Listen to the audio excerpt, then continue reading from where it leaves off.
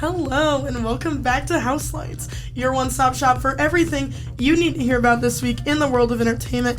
As always, I'm your host, Liz Nass, and today I am joined by the wonderful, the amazing... Regional Desk Editor, Jaden Beard. And... Sports Desk Editor, PJ Pfeiffer. So it's been a long time since you've been here, Jaden. We don't really do the intro with what we, when we are in the newsroom lately, so...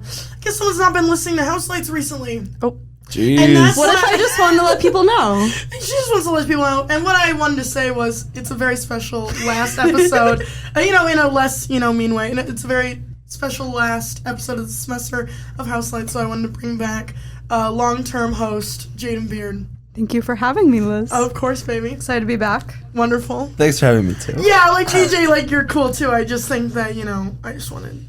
to make it a little special. No, totally, yeah. No, totally. Yeah, no, yeah. So actually... Let's continue. Yeah. So all of this hostility actually comes from, it's sort of thematic to what we're talking about today. I actually wasn't being mean at all. It has to do with the amazing documentary. Well, amazing. It was pretty good. It was a documentary. But it's on an amazing topic called Brandy Hellville and the store, everything that's surrounding that. So, yeah, and that's sort of just, it was a play on how the mean girls are that work there. You were just cosplaying. I was just cosplaying. That was a really bad explanation for why I was coming off hostile, but I It's okay. I just want to, pull it into the episode instead, so. But, yeah, so you guys both watched it. Yes, we did. Yeah, we did. I watched it last night. Nice. Just a little research before the pod. Yeah, definitely, yeah. But first of all, my background with Brandy Hellville, I feel like I kind of grew up with it. And I feel like Jaden, you probably the same way. Oh, yeah. That's why I wanted to bring you on. Tell me a little bit about your experience with Brandy Hellville and just sort of how it changed your middle school life, just how, or not even middle school, it's more early high school, I feel like. Yeah, no, it very much, I want to say even 8th grade. Yeah. I remember when it came into popularity, it kind of was on the same page as Lululemon at that time, where if you had it, it very much was a status symbol, and it was very much you were fitting in, you felt good. I remember the first time I bought a Brandy Hellville shirt, it was the cross one that's nice with the polka dots, and I felt like I was on top of the world. I would wear it way too often. It was not cute. It was not.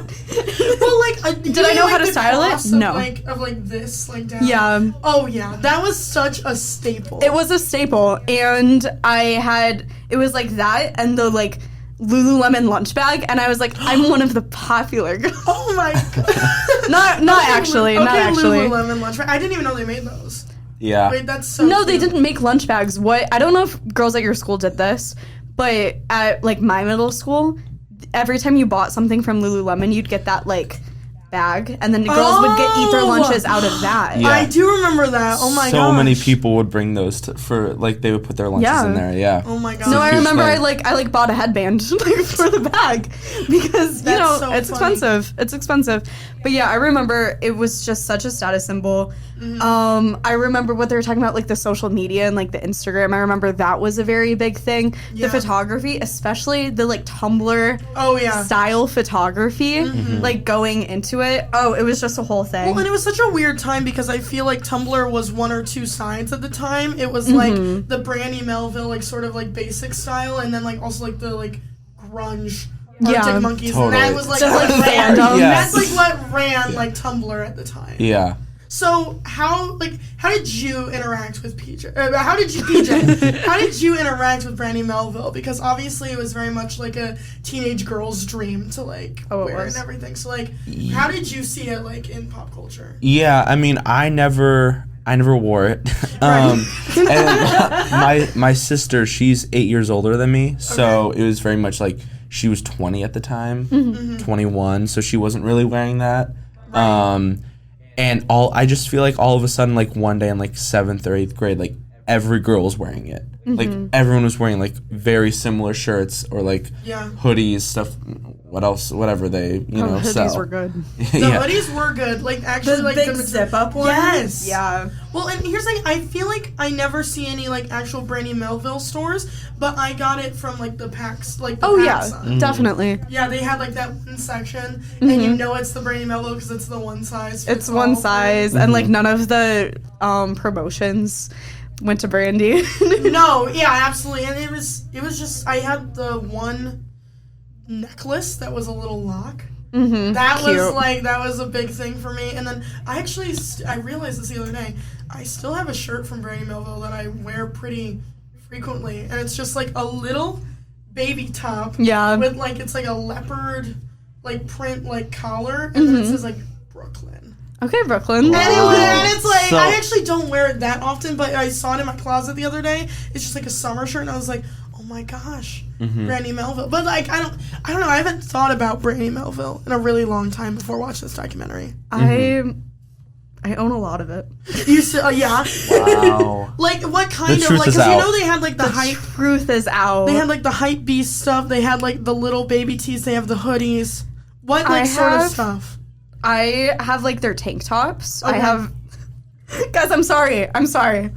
No, sorry. but like, okay. So before we get into the bad stuff, and also with Brandy Hellville, which is such a crazy name. for it, Crazy by the I way. love it. I love Kind it of eats. Yeah. It's like camp, but like. What it really made is like that it was so good. Like you couldn't put it yes. down. Like it was actually like what everyone was wearing. It was the trend, and so it's not bad to own it. It just sucks that like it has this like weird political nuance behind it, and it's like Because, yeah, you know what? it's charged. It's cheap. It's cute. And you're not alone wearing it. And I'm not alone. Right. And I'm not alone. You're not the only one wearing it. well, and it is so. better material than And- some of the other fast fashion. Like Oh, it's, very it's much not. so. It was cuter than Forever 21 at the time. Oh, yeah. It was cuter than Roots. By the way, I don't know if I said this on the podcast before. I've worked at both 21 stores, which is weird. But like, so I know fast fashion. Like, She knows fast I fashion. can feel fast fashion in my like. I used to like fold 1,000 fast fashion shirts a day. But anyways, so it's like, and Brandy Melville didn't feel like it, even though it was. It's like the epitome of fast Yeah, fashion. no, honestly, it didn't. A lot of the pieces don't feel like it, but some of them really do. I've had pants that I wear them like one day and they like fall apart, and I'm like, oh, Yeah. I thought those were nice. No, but it was like, it's like the tank tops, and then do you remember? I think it was a very big trend on TikTok a while ago when they talk about their like loungewear sets and their like sleep sets. Yes. I have a couple of those. I of course have a couple of those. Sleepwear. But like they were comfy. They're comfy and they're cute. And another big thing that like was a big appeal of Brandy Melville is that it was one of those, it didn't like say the brand on the Right. clothing as much, which I think is interesting when you go into how they were marketing it and everything. Like you'd almost think that that's something they want, because they want, you know, like the girls that are wearing it to be like Brandy girls and recognized as Brandy girls. But I don't know, it's just interesting. That's a good point, because I feel like a lot of the time, like around that time that it was like a growing brand, that was a big thing. Like Aeropostale always said like Aero. Yeah. Or like Gap. Yeah, Everything. It's like Gap is like in large font, you know? Yeah. Right. And like Victoria's Secret pink. Yeah. Like that was a big thing like around it, because like my 8th grade photo was in like one of those like pink pull over the top, and it was like in like the little quarter zip or whatever. So like a lot of the brands around that time were like overly branding. So maybe like that's something that made girls want to buy it more, because they were sick of Definitely. having like a brand on there. But you could tell it was Brandy when you bought it, Definitely. because it Definitely. had a very similar and it just had that prestige. And I want to kind of get into like the culture around it, specifically around like Emma Chamberlain, Hannah Meloche, like Ellie Thiel. Oh, yeah. And other than Emma, are you surprised that Emma Chamberlain wasn't in it? Because I was like, it's kind of crazy. Yeah. Yeah, I was a bit surprised, I guess she honestly. was Yeah. more like Urban Outfitters. I don't know. Yeah. I just thought there was a huge crossover though around that time of like Urban Outfitters girls and like Brandy Melville. Yeah. And I wanted to be Emma Chamberlain, so I've talked about that a million times on this podcast. Yeah. But She was everything, and she honestly still is. she's Sorry. still, now she's just like fast, like nice fashion. Yeah. She's like brand name like Louis Vuitton fashion. Yeah. And so now I think that's sort of totally off topic, but I feel like that's sort of the reason girls have like sort of like stopped watching her as much, because she doesn't feel attainable anymore. Back when we were Ooh, watching fair. her as like teenage girls, like she felt like And now her only attainable. videos are like me at Fashion Week, Yeah. which I still love and I eat up. But Of course, because we grew up with her. yeah, But like, I'm not at Fashion Week. I'm not But at I am Fashion like Week, getting a coffee every day. and her like old going videos. thrifting. Yeah. And, yeah. So, But yeah, no, that there was such a like cult of social media around Brandy, and I like the way that they, I don't know, they showcased it in the thing, just like, and like their weird Instagram too. They do have a weird Instagram, but it was the same Instagram that all of these Instagram girls that were going on like the dote trip, like were having at the time, like Hannah Meloche, Ellie Seaman, and stuff. and I was looking at it and I was like, oh my god, I wish that was me. Yeah, no, literally. Well, and I want to talk about that a little bit about in the 100%. documentary their like crowdsourcing efforts. Oh yeah, that was so interesting. Like how they just picked out like the coolest girl in the store and was like, let me see what you're wearing. And it's like, it is like super cool. It feels weird, but being that teenage girl that got picked out in a Brandy Hellville store, like that's what you want. That's why it worked. Right. That's why they were able to pay these employees minimum wage and have them do the like style sourcing and like the research and everything that like usually like a 50-year-old person that's paid like a really high salary would do, because they were like, market research. I'm a market research, because they'd be like, I've been selected because I'm a cool girl, I'm a cool Brandy girl, I fit the Brandy girl aesthetic, and my opinions are better than everyone else's. Right, they could like flaunt the fact that they were like a And part of Brandy Melville. They got at the time, handpicked out. I would have too. Yeah, exactly. And It was my dream. That's part of their marketing is like, Yeah. oh, if I walk into a Brandy Melville store, I might be the cool girl. So I'm going to go in there and buy clothes and hope that they like my outfit. Yeah. Which, it was so crazy that if somebody was just wearing something that they liked, they'd take a picture and then just copy the whole thing. Yeah. Right. That's insane to me. I'm just wondering how that, because like they didn't, I wish they would have gone more into that actually, because I'm trying to figure out how you went. I know they said they got a couple of lawsuits, but like how you don't get lawsuits all the time because you're just copying like what, an Aeropostale shirt. Yeah. But I feel like that happens a lot in fast fashion. Oh, very There's much so. always dupes. Shein is notorious. Shein, yeah. Notorious for that. But do you feel like they get away with it more just because it's like on, like just like more online, like rather than like I don't know. I don't know. I don't know. I feel like they get away with it more because it feels like unattainable to try and like reach that company and be like, oh, that's my shirt. Yeah. Rather than like you're looking at it in a store. I don't know. Yeah. But they were also, I also thought it was really interesting, the documentary, and you may have wanted to like get into this later. Yeah. But how just like unprofessional it was ran, and like how they had no system or anything, and it was just like it was just like the email, hey, let me know if you want to work with us. Sometimes it's like, this is like a huge corporation, but it was so successful. No email signature. No email signature. It was. I have an email signature. I mean, this is a different side to like running it, but like it wasn't well organized, but also they didn't run it fairly. You know, like only like the white women, they would be the ones modeling, and the minorities, they would be doing like the grunt work. Yeah, and in the like, stock room. Yeah. In the stock but room. they'll still take that one girl that was on there that was in stock room. They'll still take her like style and do it, but then they won't pay her the money that they gave to one of the white girls that they stole from. They were like, oh, like, Crazy. and also like, why? It boggled my mind that even that girl got $100 for that, because all she did was like wear pants and they let them take a picture. I don't understand how like paying her for like I didn't understand that aspect. I think he said, I think in the documentary it was saying that like specifically with the Brandy girls, like the, you know, like pretty skinny white girls that they'd have in the front, they would find ways to like pay them more so they'd stay on. Oh, okay, I see what you're saying. And they'd pay them like, what was the one about the girl who was like Swifter sweeping and she didn't have she didn't have like the cloth on it, so it was just like plastic.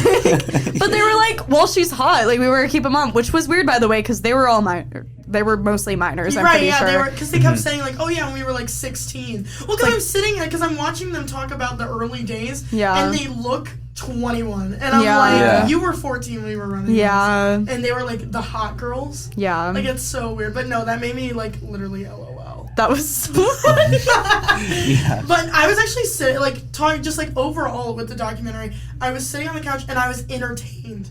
The whole time. It wasn't like, it did not feel long. Like I felt like I was watching it like through the entire way through, just like entertained by these like, because like there was some like really like the girl that was the stock girl, she had some like really good like perspectives and stuff, but then some of the other girls that like worked there, didn't you feel like they were still like the Brandy girl. Oh, 100%. That one girl that said this like stuck out to me so much. There was one girl, and she was like, "Oh yeah, when I worked there when I was 16, I just looked down on everybody that like came in the store because I was that girl and like I was." That's a crazy thing to admit. I said, babe, in a Brandy Melville retail job, right?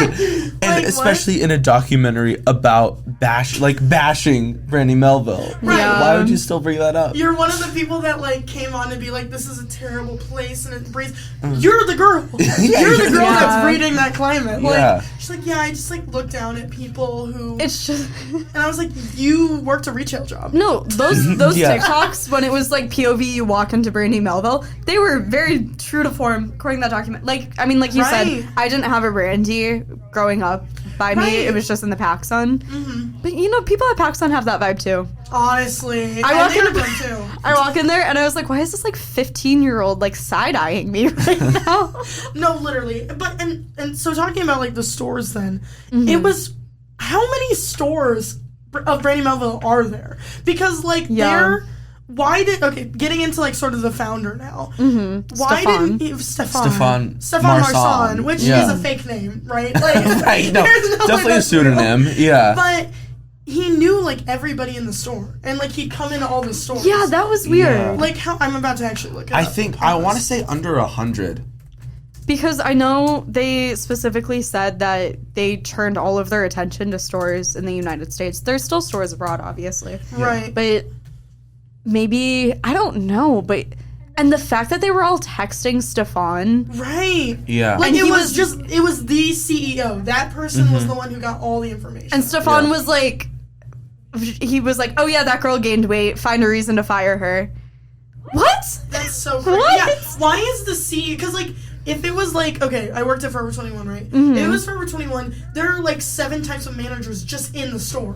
Yeah. No, seriously. But like, it just seemed like the only person who ran Brandy Melville was Stefan. And like, that weird photographer lady.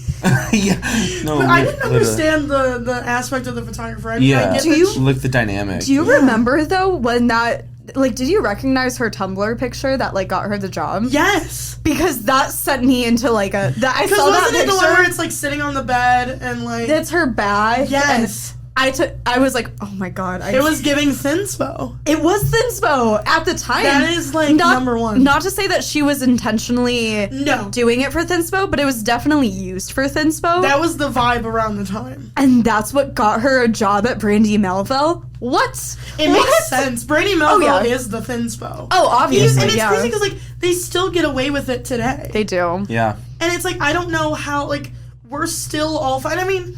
One size fits most. I've worn a shirt from there. We all, we've all shopped there, but, like, I just don't understand how they still get away with it. Because it's like... They're really... Because even changing one size fits all to one size fits most to not a single nothing. thing. And it's just like that's just demeaning now. And I think they bring that up in the documentary where it's like, well, now it just like one size fits all made me feel bad, but also like most now makes me feel not included at all. Yeah. Exactly. So I don't understand that sort of brand behavior in general. Like I don't think any other store could get away with it today. Yeah. You know what I thought was really interesting though? Is it reminded me a lot of the documentary about Abercrombie called White Hot. I don't know if either of you guys watched that. I watched part of it, yeah. It was pretty much the same story. It was pretty much like this CEO that started this company based on exclusivity and centered whiteness and thinness and had this whole idea about who's the like Abercrombie teenager. And it was kind of, I don't think it was necessarily like the California beachy. I think it was more like East Coast. Yeah. But still a little bit like laid back. And they also had like a central like house, kind of like how there was the Brandy New York apartment. Right. And they eventually though they hit a point where people saw how problematic it was and they had to do a whole rebrand. They had to do a whole change. And the thing is like that's just people have like brought attention to Brandy Melville. And that's just not happening now.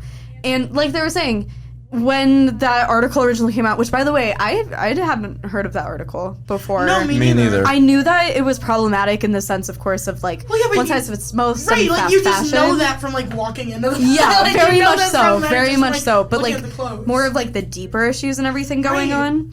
So hopefully this like calls attention to it more, obviously. I think it has. Right. But when the article came out, they turned off their Instagram comments for a couple days, and then I think, correct me if I'm wrong, but did sales go up?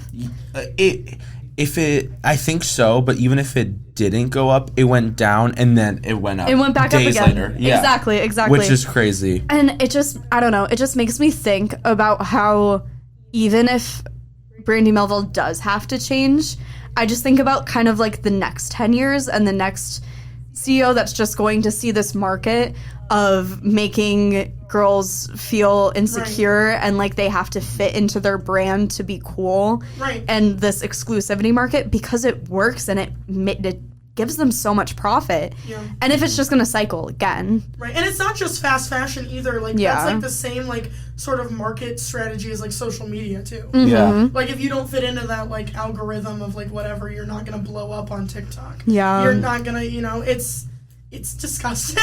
Yeah. It's made me a little it's depressed. Like, but no, it's, like, disheartening. Watching. Yeah. Because you'd like to think that things are going to get better for the next generation, but we're just following a pattern. And in some places it does, but there's Yeah. always going to be those, like, scummy people that run scummy businesses that are going to take us back 3 steps all the time. Yeah. Talking about the house, wasn't the Abercrombie house, like, more of, like, a party house? Yeah, it was more of like a frat house. This Brandy Melville apartment Scary. was the opposite of such. Like, Yeah. why was it just, like, a little apartment? Yeah. And then it just had, like, random people who didn't know each other, like, just sleep in separate bedrooms because they had to. Yeah. No, Like, it's so it was not weird. a So frat house. awkward. It actually makes me so sick to my stomach. It makes me want to throw up. No, literally. And yeah. Well, and I just don't understand why people can't. I understand trying to be accessible to your employees and trying to give them somewhere to, like, stay, but it obviously didn't work as, like, a safe place. Right. There's No. a different way to do it. Like, yeah, no, Yeah. and just, like, having people just, like, come in and, like, not. I'd rather it be a frat house than, like, Oh, this yeah. weird, dingy apartment yeah. in, like, the Upper West Side or, like, whatever. That's like terrifying. So weird. But, yeah, I don't know. One thing I wanted to say was that, like, the photographer girl, like, I don't know, she just kind of threw me off a little bit. I felt like she knew too much. Like, don't you agree? Yeah, Like, no, I agree. Yeah. because, like, she was like, oh, yeah, no, like, I worked with all the higher-ups. And then she just, like, stopped and was Yeah. like, yeah, like, it was bad. And I'm like, you know way more than you're letting. Like, she Yeah. was in that, like, weird group Interesting. chat.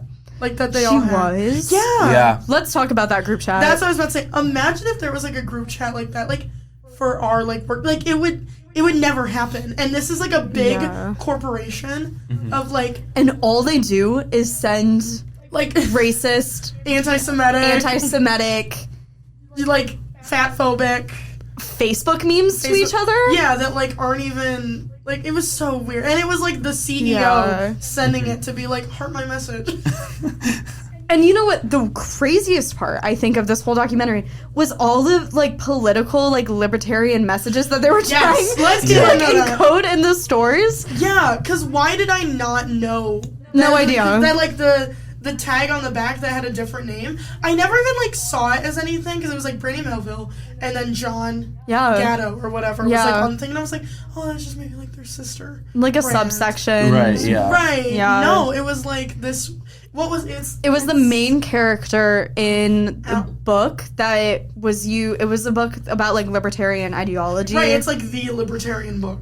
It's like, what? It was like the libertarian I just want to wear, like, a cute little sundress. Yeah! And now I'm looking at the tag of my, like, cute little sundress that I bought, like, 3 years ago, and I'm like, I was like, this guy just didn't want to pay taxes. No, literally. And I don't get that. I mean, I get it because it's, like, a business owner, but, like, they're from, like, Sweden too, or, like, no, is that what? And I was- then I it was, think like, it was one of the, like- Swedish. No, I no, think it's from Italy, I think.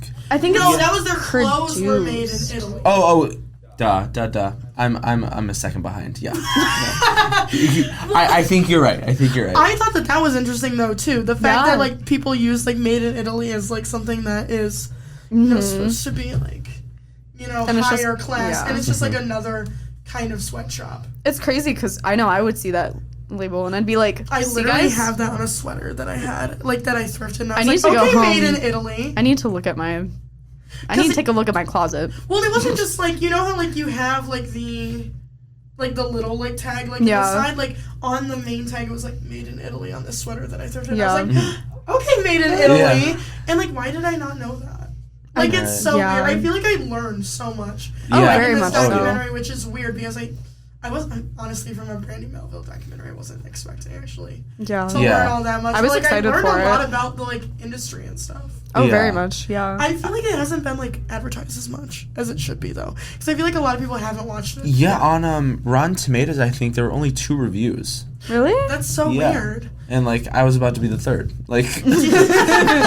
Did you guys watch the Quiet on Set that I just did an episode No, I have not. Yes. That same lady from Business Insider was the journalist that was in Quiet on Set. She's like running the whole thing. Quiet on Set was so good. I know you did a whole episode on it, so I don't want to... Give me your quick rundown since we're already on it. Are they doing another installment of it? Yeah. It like just came out, I think. Or Did maybe it it's really? coming out soon. Well, they did another episode that was sort of like a reunion episode for like, Drake Bell to like answer to like if anyone had like talked to him and stuff. Yeah. And then like the mom and the like son sat down and like talked about it. Basically, my general thesis of Quiet on Set is it's just crazy to think about my entire childhood and what I spent my entire childhood consuming, and then just being like, oh, not only was all of this happening behind the scenes that was exploitive and disgusting, but it was right in front of our eyes. It was it was Victorious, like Victorious, like iCarly. Well, and I was like crazy.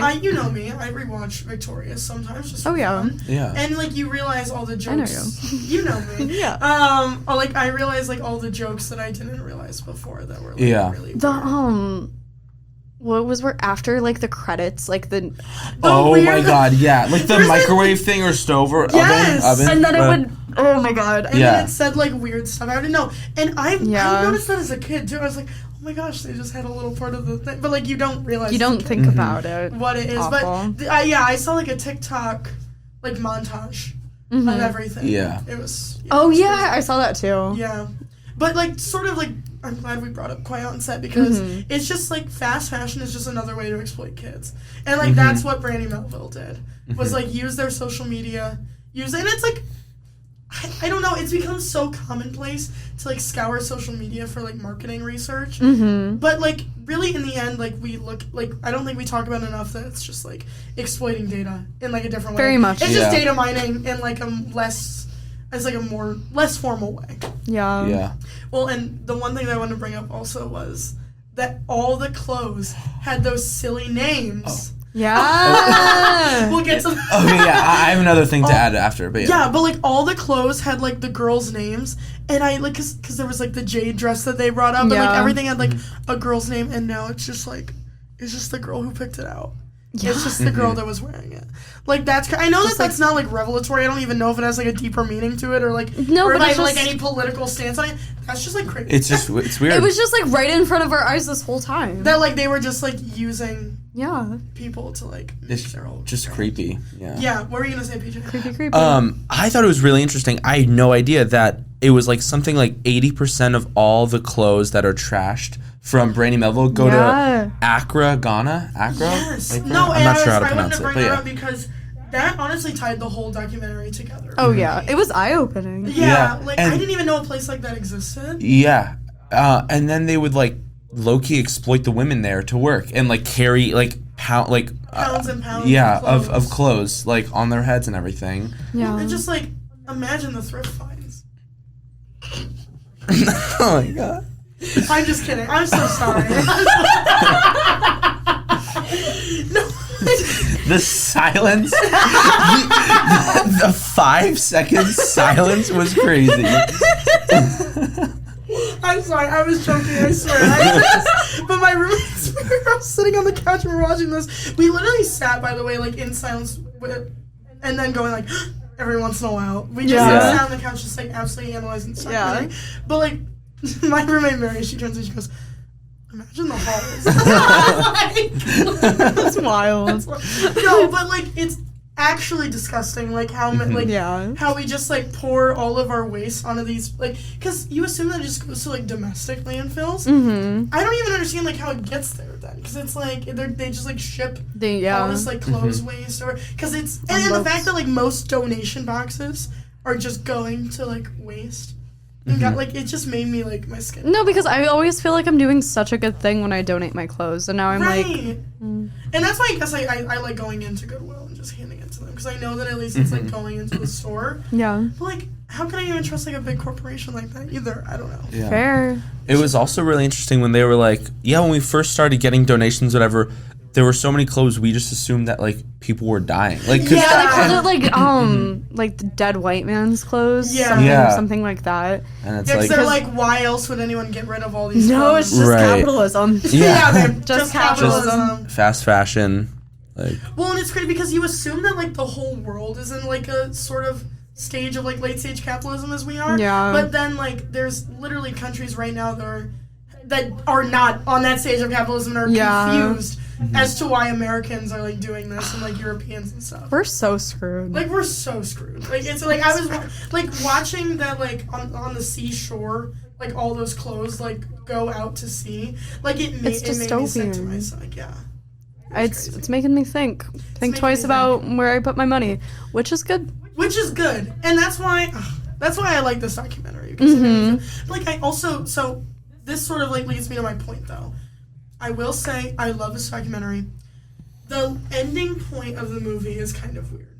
It feels like they try to come up with a thesis, and then it just kind of turns into stop buying clothes. Yeah. And it's like, totally. But I don't think it's that simple though. Yeah. Okay, stop buying clothes from Brandy Melville. Yes. Yeah. Because then we're not buying into an anti-Semitic racist company and like whatever. You vote with your wallet. Right, exactly. But also like I don't know if like just stop buying clothes is the option too. Right. And it's this constant theme of placing blame on the consumer rather than the corporations that are committing these crimes against the environment. I just thought that was a really weird like place to take the documentary. It was like they've been exploiting this company the whole time, and they were jumping back and forth to like I actually liked how the documentary was set up, as they were showing like these trivial like little drama things in the store, and then they'd cut back to Ghana and be like, look at these problems that these people are actually having. Cut back to this weird drama that they're having. And it'd be like, the girls are mean in the store. Yeah, and also that one guy that was the store manager, he was like saying, I don't even understand why they kept him in as a source. This is another part that was weird. He was like, oh, like, I contributed to, racism in my store, but it was okay if it was racist until it, like, hurt my checkbook. Remember? Because he's like, why do I not remember? Yeah, me neither. He was in a roundabout way. He was like, I don't want to close the Toronto store or whatever. It's fine if you are, because like all the people that were in the Toronto store, if you remember, were like ethnic minorities. Yeah. And so he was like, oh, it's fine if like Stefan like just touts racism, but now that he wants to close my store because like my workers are too like are minorities. Oh, yeah. He's like, he ate with. Yeah, he literally, and that's why I think it was kind of like snuck in, because he thought that he ate. He thought it was like, so you were being silent towards a CEO that was actively, racist, and you were in that group chat. I think the funniest thing, it was like called Melville Big Shots or something. Like to that group. Yeah, but I enjoyed the way it was set up, the documentary, to like show like how trivial really everything is comparatively to the issues that they have in Ghana. Yeah, that we're directly causing. But yeah, it was a weird place for it to be like, just stop buying clothes. Yeah. Travel to Ghana to help them go through the... And I'm like, no one can do that. Right. Like, not many people can do that. Yeah. So, I don't know. I wish it would have ended more on putting more blame on the corporation. Yeah. I don't know. Which I think that these documentaries, I think that they have a lot more power than they realize, because it's the biggest... I wish I could say that everyone is going to go and they're going to read these long expose articles about it, because that has the most detail and information. But a lot more people are just going to throw on an hour-long, documentary, or even like a docu-series. Right. And so when they're kind of made like that, where at the end it's like, oh, you were so close to the point. You were so close to the point. So it's just kind of a little bit more I disappointing. I was thinking about that today. I was like reading this long article today about how like Amazon had this like weird private like sister company to like data mine their competitors and stuff, and they like did it like they made them not Amazon employees so they could go in and like surveil like Walmart and eBay and all this stuff. And it was like this was like a 10,000 word article or something like that. And I was literally sitting reading it and thinking, no one's gonna read this. Which because it's so important. Yeah, and like no one's going to like stop buying from Amazon. Right. People like it's just so disheartening. And people, you know what? Maybe that's the theme of the episode. People need to start reading. Yeah. And I stand by that. I love reading. I love reading. Read the state news, maybe. Read the state news. What? Read the state news. Who said that? Any last thoughts on the documentary, guys? It just depressed me. Yeah. Yeah. Because it was like a silly, funny, like goofy thing. Like, oh, Brandy Melville, like it's just like a store company, and like we know like their little like problematic scandals or whatever. But it's like more than a scandal. And I remember when they first started doing promo, and like me and my friends were all sending it to each other, and we're like, no, we can't buy Brandy. And now it's like, no, we can't buy Brandy. No, like it's not a joke. Like we can't buy Brandy. It's not like, oh no, I'm not gonna watch this. You know, keeping my eyes shut. But now it's like, guys, like you should watch that. Like they made it too serious. Like I can't now. Like I can't. Yeah. And I'm just, but like I feel like every probably fast fashion brand could like have a documentary like this. Oh yeah. Like 100%. I like. Maybe next week, like Forever 21. Oh. And they're gonna call me. And they're gonna be like, Liz. And they're gonna be like, honestly, I was hired on the spot. No, and that's the thing that was funny. They were like only hiring like the cool girls, the hot girls. And you were like, well, then like I walked into Forever 21 and was like, are you guys hiring? They're like, do you want an application? Like, that's how easy it was for like that. And like you had like Phil look for Brandy Melville. Yeah. So it's like I guess my not mom's all FaceTiming me. Oh. Sorry. Oh. Hey, Jaden's mom. I should have answered, We're actually. recording. Like, what do you think about Brandy Melville? She's like, what is that? My mom sent me the Brandy Melville website like a week ago and was like, this would be so cute for you. You're like, read the room. Like, read the room. I'm about to drop something. No, literally. Well, PJ, go ahead. I'm just going into the documentary. I wasn't fully aware of Brandy Melville. I mean, I just knew girls wore it, everything like that. Yeah. But I'm really glad I watched it because now I know the behind the scenes. You know what's happening behind the scenes, how corrupt it was, how like just weird and disgusting it was, and the people like oh my god, what's his name? Stefan Marsan. Yeah. Like Stefan Marsan. Right, and like totally how weird he was. Yeah. Totally a real name. So yeah, I would say I'm glad I watched it. Now I'm more aware of it, of what happened. Yeah. Nice, PJ. Thank you. Nice. Thank you guys so much for watching this episode of Houselights, and thank you so much for coming on. Thanks for having us. Yeah, thank you. Feels good to be back. Feels good to be back, but now we won't be back for a long time. Until next season. And as always, Houselights is one of my favorite projects that I do. And Jaden, show them Houselights. But I love this podcast more than anything. So thanks for another great season of watching, and hopefully we'll be back to share more weeks in entertainment that you need to hear. I totally garbled that, but yeah. Bye. Bye. Bye.